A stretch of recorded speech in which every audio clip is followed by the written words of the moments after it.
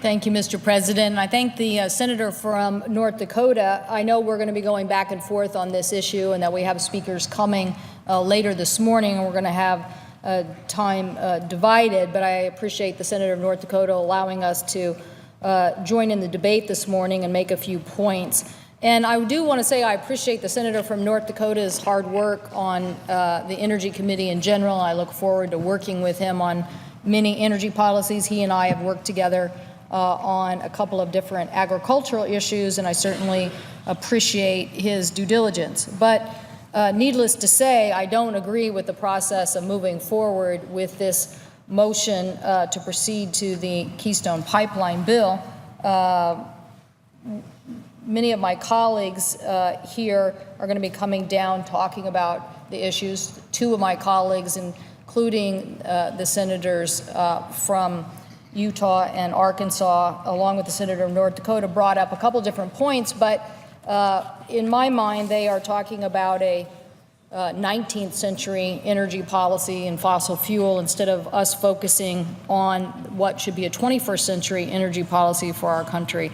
So it's really unfortunate that S1, as people are heralding it as the new Congress, to me, I want us to be focusing on a broader energy debate in Congress than what is a very narrow, specific special interest measure for a pipeline that really didn't go through the proper channels of a permitting process, and because of that is flawed. And this process continues more today with people saying, let's just give it more special interest attention and improve it.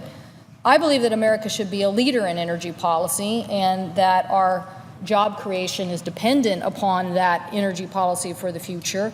And we want to see America be a leader in this. I applaud the fact that the president did a deal with the Chinese, that U.S. and China entered into a clean energy strategy working together. We are over 60% of the energy consumption, and if the two countries work together on a clean energy strategy, I guarantee you that will be good business for the U.S. economy. In fact, I read a statistic that something like 50% of all energy is going to be consumed by the buildings in China, the growth in building development and the fact that they don't have good building standards. So there's a lot to do on energy efficiency that will grow U.S. jobs and help us, and that's why we would rather see us focusing on some of the energy policies that we did in 2005 and 2007. Those things unleashed huge opportunities for American jobs and huge opportunities for American consumers to get a better deal and not be subject to price spikes. The 2007 bill had fuel efficiency standards in it and laid the foundation for the growth in the hybrid and electric car industry and has added over 263,000 jobs in the last 5 years. That's the kind of smart policy we should be pursuing. We also had energy bills that made investments in clean energy tax credits, something I was just talking to my colleague from Utah saying we needed to move forward on the energy tax credits. If there's nothing else that we should be doing that as S1, because the predictability and certainty that we would be given to that industry would certainly unleash many jobs.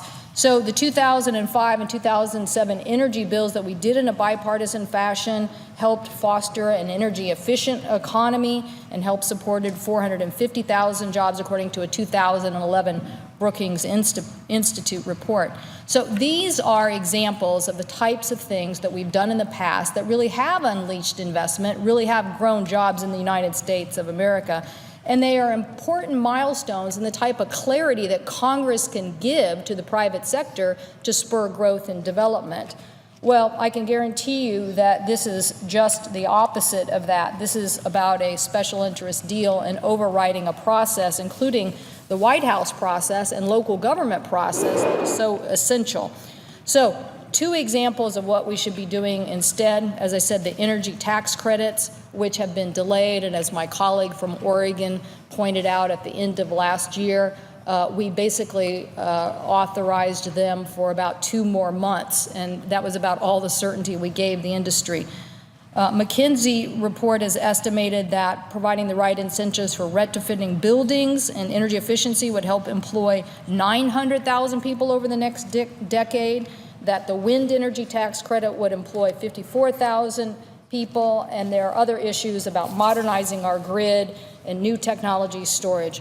There is also very, very important work to be done in the manufacturing sector, and that is to help unleash innovation by making sure that we set standards on improving efficiency and focusing on lightweight materials for both automobiles and aviations. We've seen huge job growth in the Pacific Northwest because we were able to transform aerospace into lighter weight materials, and we're also working on more fuel efficient airplane fuel in a biojet fuel.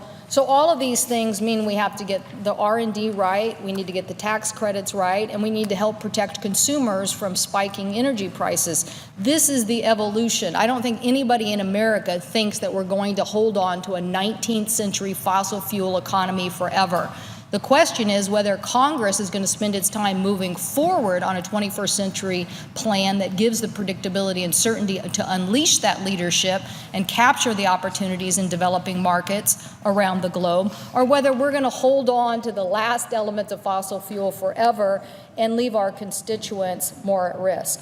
But I would like to take a few minutes and talk about this process that my colleagues are trying to describe here as why we need to hurry, because I can guarantee you that's what people have been trying to do all along. Hurry this along for a special interest. I don't believe that that's good for the American people, and I don't think that it's good for this process. If you think about where we've been, this process is about people who are trying to push a route through no matter what the circumstances. Every state, people are saying, have approved this process. Well, I can guarantee you there's a lot of people in Nebraska and a lot of people in South Dakota that don't agree with that, and they are very concerned about the public interest. Unfortunately, in the case of the XL project, landowners and ranchers affected by the pipeline did not feel that they were afforded equal opportunity before the law. In their view, the process was set up to benefit a special interest, the TransCanada Corporation. On 3 separate occasions, beginning in 2011, the Nebraska legislature passed carve-outs to circumvent the role of the Public Service Commission to approve the Keystone pipeline. If this was such a great deal, why can't it go through the normal process, like in every other state, of a Transportation and Utilities Commission on siting?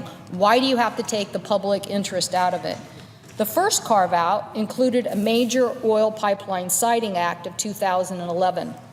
So this bill laid out the rules that the Public Service Commission determined whether a new pipeline project was in the public's interest. So in making this decision, the legislature required that the commission consider 8 criteria. Among them, the environmental impact of water and wildlife and vegetation, the economic and social impacts, the alternative routes, the impacts to future development in the pipeline's proposal, and the views of counties and cities. Okay, that all sounds great, right? That's what the legislature said that they should be considered. But the legislature also required the commission to hold public hearings and have public comments. Okay, we're still on the right track. And importantly, required the commission to establish a process appealing the decision that any aggrieved party could have under the due process rights of the Administrative Procedures Act. Here's the punchline. Tucked away in that Nebraska legislation was a special interest carve-out that exempted TransCanada Keystone from having to comply with the Public Service Commission process. So specifically, the legislation stated, quote, shall not apply to any major oil pipeline that has submitted an application to the U.S. Department of State pursuant to Executive Order 1337 prior to the effective date of this act, end quote. There was only one company that qualified for this special interest exemption at the time of that legislation, and that was TransCanada. So you got it. The legislature basically exempted them from that process, even though they were stating that these are the things that you should go through.